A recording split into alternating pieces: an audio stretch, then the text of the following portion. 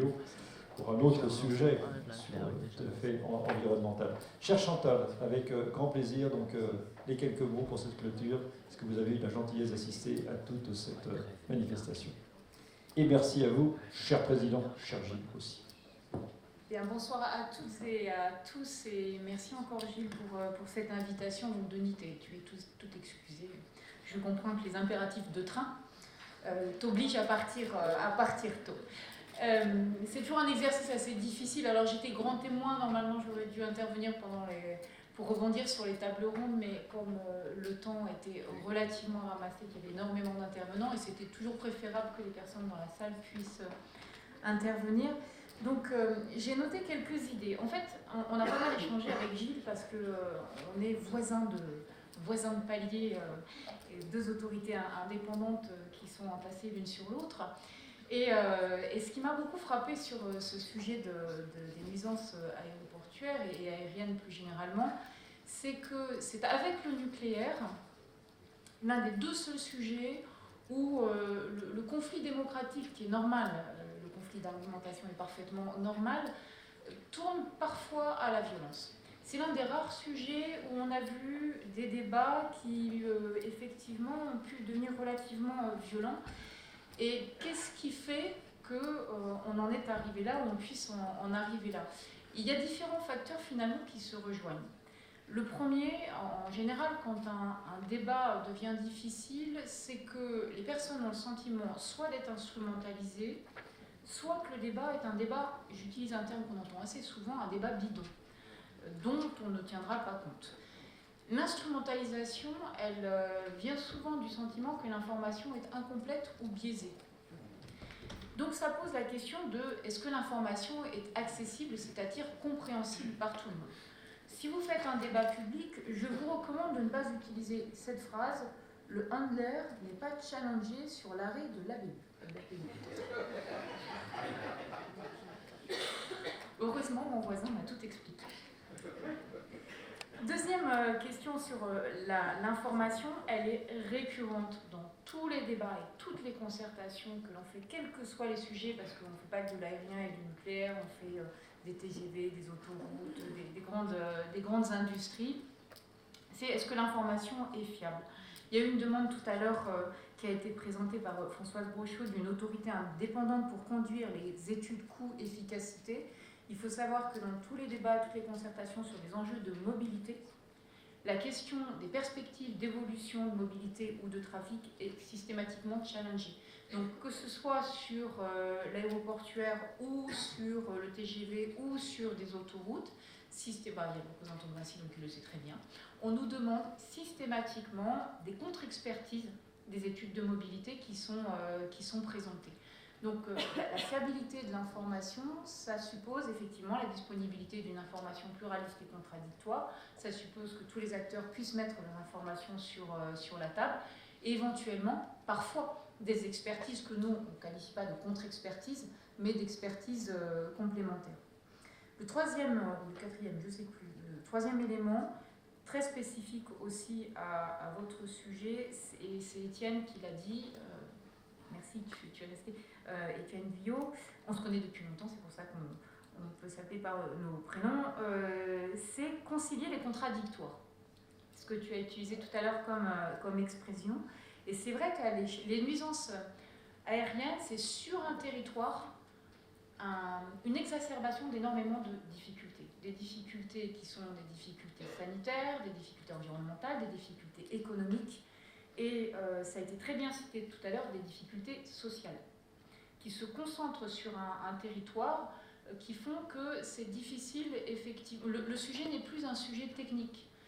Les débats ont été très techniques aujourd'hui, or c'est un sujet fondamentalement politique qui est traité à l'échelle d'un espace aéroportuaire.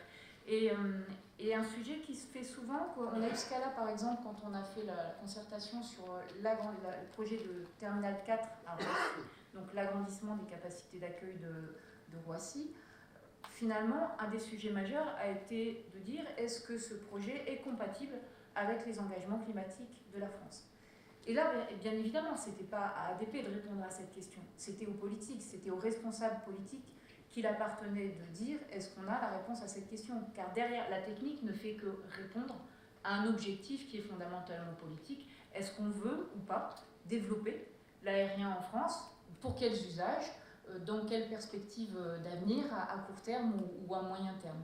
Donc on est vraiment sur un sujet éminemment politique qui fait que c'est normal que les questions se radicalisent assez rapidement si on a le sentiment que la question politique ne peut pas être posée. Deuxième élément sur les contradictions, on a deux sujets qui interviennent et qui sont systématiquement des sujets qui font que le débat se tend. Le sujet de la santé, sur lequel santé, environnement, c'est des sujets sur lesquels on a des données qui pendant longtemps n'ont pas été très écoutées. Et donc on a un passif dans ce domaine. Et le sujet des inégalités. Et la combinaison des deux, parce que inégalité entre territoires, parce que ça a été fait sur tel territoire et pourquoi ça n'a pas été fait chez moi, parce qu'on vit ici, parce que finalement on a peut-être moins de moyens pour vivre ailleurs, alors pourquoi est-ce que nous en plus on est doublement pénalisés alors qu'on n'utilise pas l'avion? Cette question des inégalités fait que le problème se pose avec une grande acuité sur le territoire. Et j'ai presque terminé, je vous rassure, parce que vous devez être assez épuisés. Les deux derniers points sont les points assez fondamentaux. La question centrale, donc, c'était la question de la confiance. C'est pas parce qu'on fait un débat qu'on va retrouver de la confiance. On ne retrouve de la confiance que si on est absolument clair sur les règles du jeu, à savoir pourquoi on veut faire un débat public. Qu'est-ce qu'on met en débat? Quelle décision on est prêt à faire bouger? Quel projet on est prêt à faire bouger à l'issue de ce débat? Et c'est vraiment la question de confiance première qu'on doit avoir quand on organise un débat autour d'un projet quel qu'il soit. C'est qu'est-ce que moi, décideur, je suis prêt à mettre en partage dans ma décision. Et ensuite, on en définit, en fonction de ça, on définit les règles du jeu. Et le dernier point, il y a eu la proposition d'un débat national sur ce sujet. Il ne m'appartient pas de me prononcer sur ce sujet. C'est un choix qui est un choix fondamentalement politique, de savoir si on veut faire un débat national. Dans tous les cas, il sera important qu'au-delà des parties prenantes, et en fait, ici, dans cette salle, vous êtes tous des experts du sujet. Parce que personne n'a réagi à la phrase « Landler, pas challenger sur la BU », personne n'a compris. Donc vous êtes tous des expertes et des experts du sujet. Mais il va falloir aller toucher le grand public. Les décisions que vous allez prendre dans le cadre de votre concertation à l'échelle de Toulouse, donc de votre pacte, il va falloir ensuite que le grand public se les approprie, les comprenne et finalement y adhère. Donc il faut bien que le débat public sorte du champ des experts vous êtes des experts, donc du champ des connaisseurs, pour aller toucher le grand public. Et ça, c'est toujours un challenge assez difficile parce que ça suppose du temps, ça suppose beaucoup d'efforts pour aller au-devant d'un public qui est de moins en moins prêt à se déplacer, évidemment, dans des salles de réunion. Voilà en quelques mots ce que m'a inspiré les échanges de cet après-midi autour de la notion de confiance et finalement des difficultés très spécifiques au sujet qui est le vôtre. Merci beaucoup.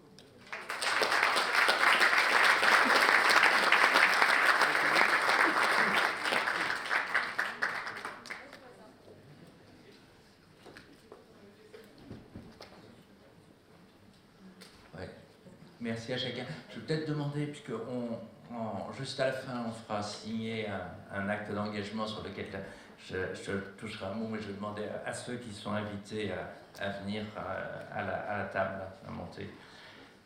Je ne vais pas être très long. Je voudrais remercier d'abord chacun et chacune d'entre vous pour votre engagement.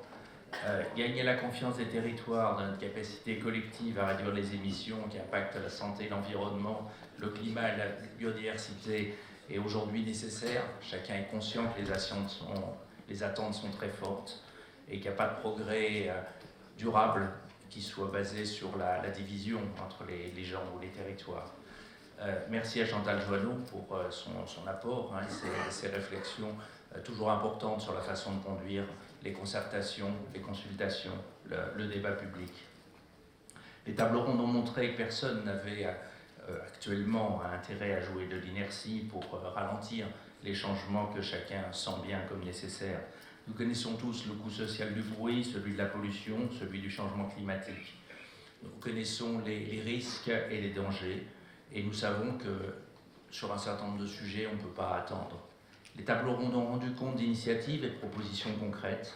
Les industriels et les compagnies aériennes sont fortement mobilisés pour réduire les émissions à la source. Et je crois que cette volonté, elle est aujourd'hui clairement affirmée. Les uns ou les autres ont dit qu'en 2019, 2020, il y avait eu des accélérations dans les prises de conscience et dans les décisions opérationnelles internes des compagnies.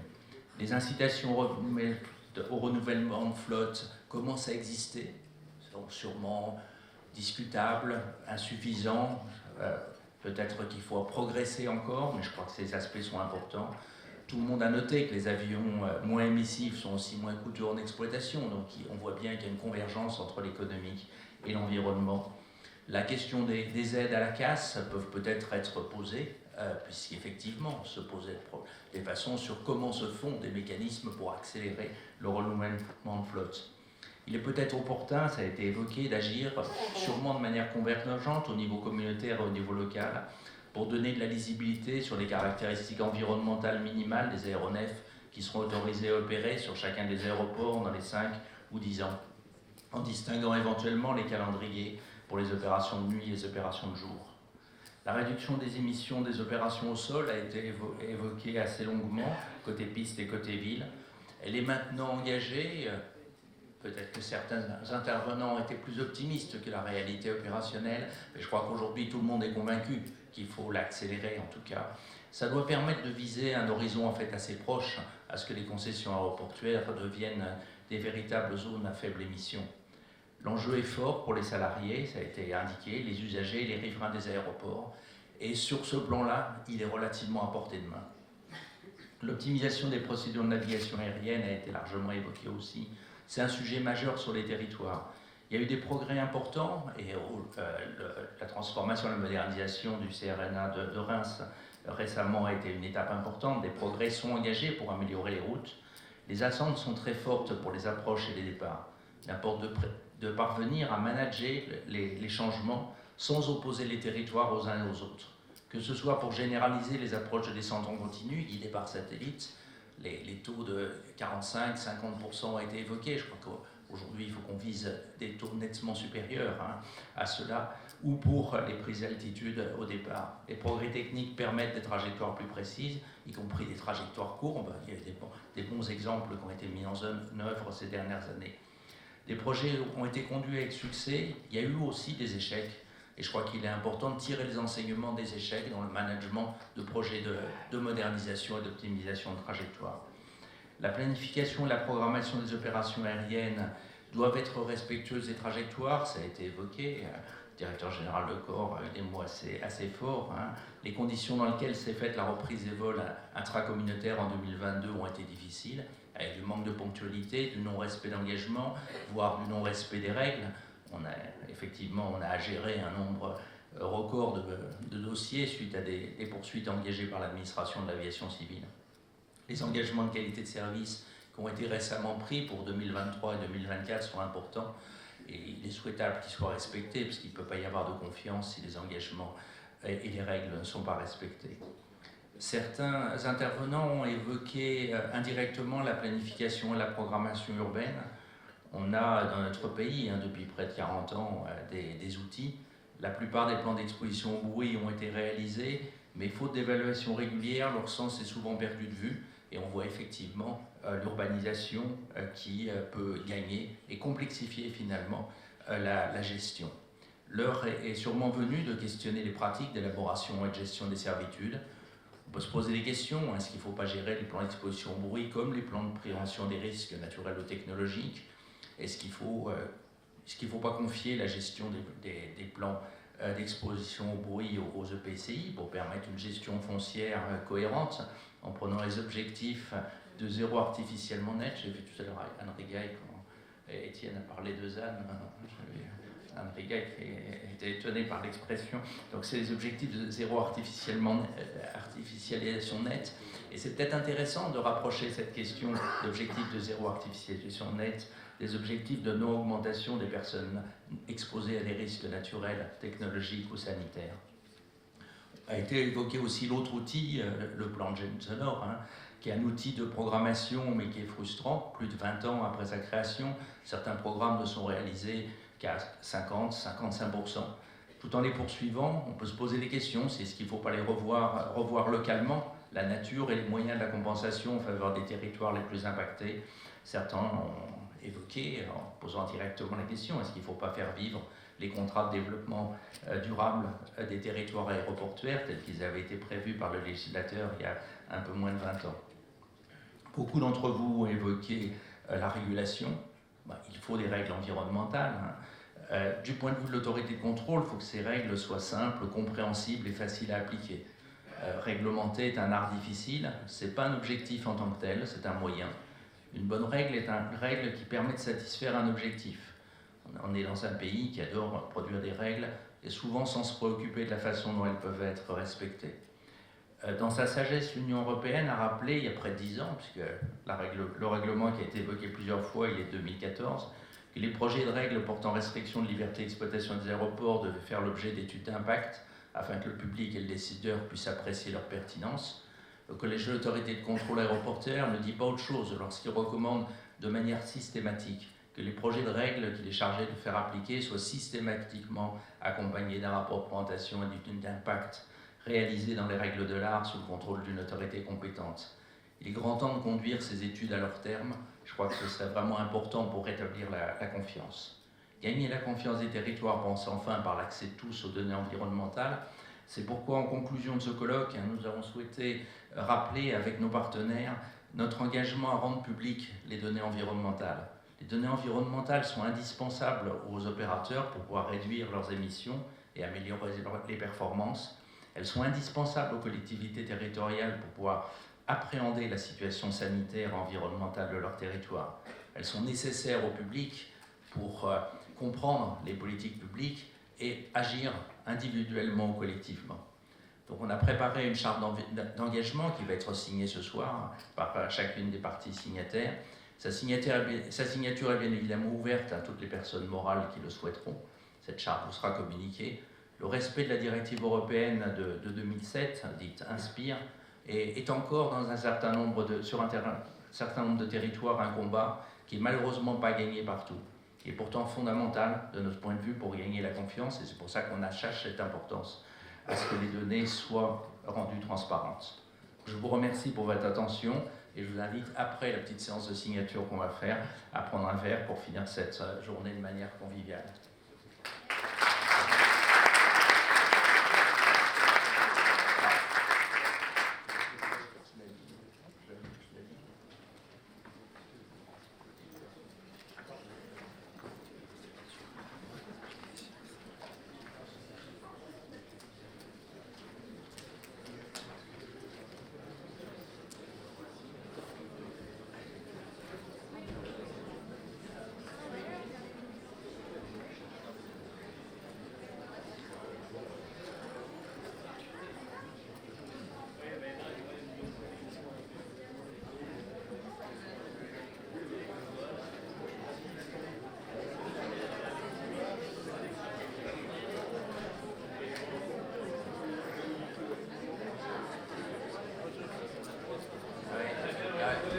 Je vais lire la charte qu'on a signée quand même. Elle est relativement simple. C'est charte pour la transparence des données. Le bruit et la pollution atmosphérique sont les deux premières causes de dommages sanitaires en Europe. Les effets peuvent se cumuler au sein des aires métropolitaines concernant les sources d'émissions. La transition écologique du secteur transport aérien et des aéroports est engagée. Les organismes signataires affirment leurs engagements conformément à la directive européenne du 14 mars 2007, dite directive INSPIRE, à rendre publiques les données utiles aux opérateurs pour supprimer ou réduire les émissions de leurs activités à la source, au pouvoir public pour prendre les dispositions permettant de réduire les impacts des nuisances aéroportuaires sur les territoires les plus concernés et aux populations pour disposer, être informées des mesures de bruit et de polluants atmosphériques ainsi que de leur interprétation.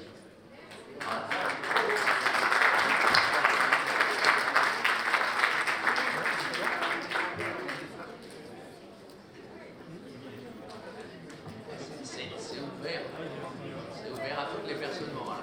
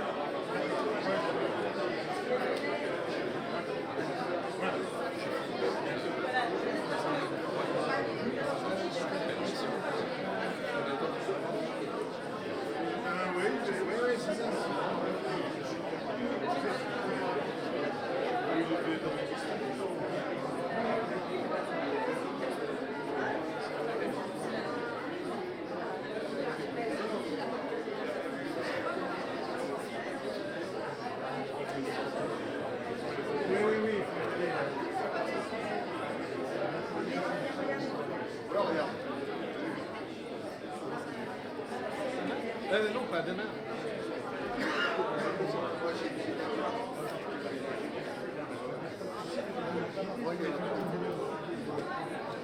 La ligne, on va voir.